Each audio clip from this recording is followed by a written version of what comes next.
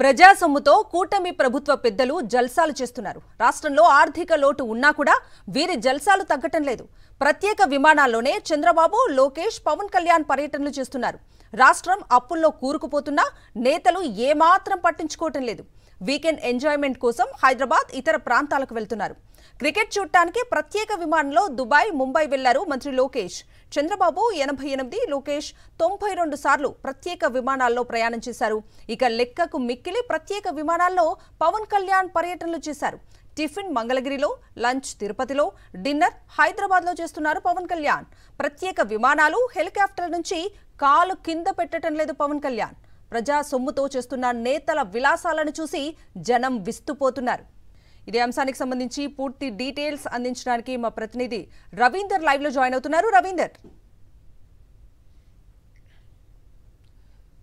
కవిత, రాష్ట్రం కానీ రాష్ట్ర ప్రజలు కానీ ఎటుపోయినా మాకు ఇబ్బంది లేదు, ఖచ్చితంగా మా విలాసాలు మాత్రం కొనసాగాల్సిందే అన్నట్టు ప్రభుత్వ పెద్దలు అయితే ఉన్నారు. ఈ నేపథ్యంలోనే గడిచిన 2 సంవత్సరాలుగా వారు విచ్చలవిడిగా హెలికాప్టర్లో కానీ ప్రత్యేక విమానాల్లో తిరుగుతూ రాష్ట్ర ఖజానాన్ని దుబారా చేసినటువంటి పరిస్థితి కనిపిస్తుంది. ముఖ్యమంత్రి హోదాలో చంద్రబాబు ఒకవైపు అయితే, మరోవైపు మంత్రి నారా లోకేష్, అట్లాగే డిప్యూటీ సీఎం పవన్ కళ్యాణ్ చేసినటువంటి విమానాలకు తాలూకు అవుతున్న ఖర్చులు చూస్తుంటేనే ఆందోళన కలిగించే విధంగా ఉంది. మరోవైపు రాష్ట్రం ఇప్పటికే ఆర్థికంగా తీవ్ర ఇబ్బందులు ఉన్నటువంటి పరిస్థితి. ప్రతి మంగళవారం అప్పులు తీసుకొస్తున్నారు. ఇప్పటికే 2,66,000 కోట్ల రూపాయల పైగా అప్పులు తీసుకొచ్చినటువంటి పరిస్థితి. కానీ తీసుకొచ్చినటువంటి అప్పులన్నింటిని కూడా వారికి సంబంధించినటువంటి ఇళ్ళు, అట్లాగే ఇతర వారి కార్యకలాపాలు కొనసాగించడానికి వీలుగా ఉండేటువంటి ఆఫీసులకి వీటిని తుది మెరుగులు దిద్దుతున్నటువంటి పరిస్థితి ఒకవైపు అయితే, మరోవైపు ప్రత్యేక విమానాలు, హెలికాప్టర్లో తిరుగుతున్నటువంటి పరిస్థితి కనిపిస్తుంది. ప్రతి నెల 1వ తారీఖున ముఖ్యమంత్రి చంద్రబాబు ఈవెంట్ల పేరుతోటి వెళ్తున్నారు.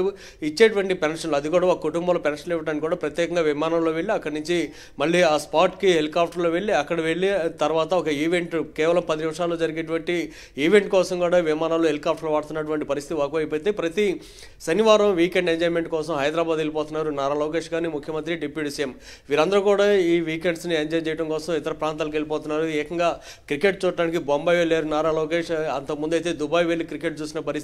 ఫ్యామిలీలతో ఎంజాయ్ చేయడానికి కూడా ప్రత్యేక విమానాలు, హెలికాప్టర్లు అయితే వాడుతున్న పరిస్థితి కనిపిస్తుంది. ముఖ్యమంత్రి చంద్రబాబు భార్య భువనేశ్వర్ సంబంధించి లండన్లో ఒక అవార్డు తీసుకోవడం అనే పేరుతోటి ఇక్కడి నుంచి ప్రత్యేకంగా విమానం వేసుకొని మరీ వెళ్ళారు. కానీ దానికి కూడా కలరింగ్ అందుతూ పారిశ్రామికవేత్తలతో సమావేశం ఉండేటువంటి కొత్తగా కలరింగ్ కలిగినటువంటి పరిస్థితి. ఇవన్నీ చూస్తుంటే కేవలం రాష్ట్ర ప్రజలు ఏ విధంగా పోయినా ఇబ్బంది లేదు. ముఖ్యంగా రైతులు కిలో అరటి పండ్లు 50 పైసల కంటే తక్కువగా అమ్ముడవుతున్నాయి. రైతులు పూర్తిగా సంక్షోభంలో కూరుకుపోయినటువంటి పరిస్థితి కనిపిస్తుంది.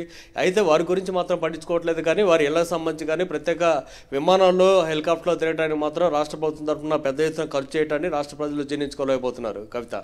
Right Ravinder, thank you.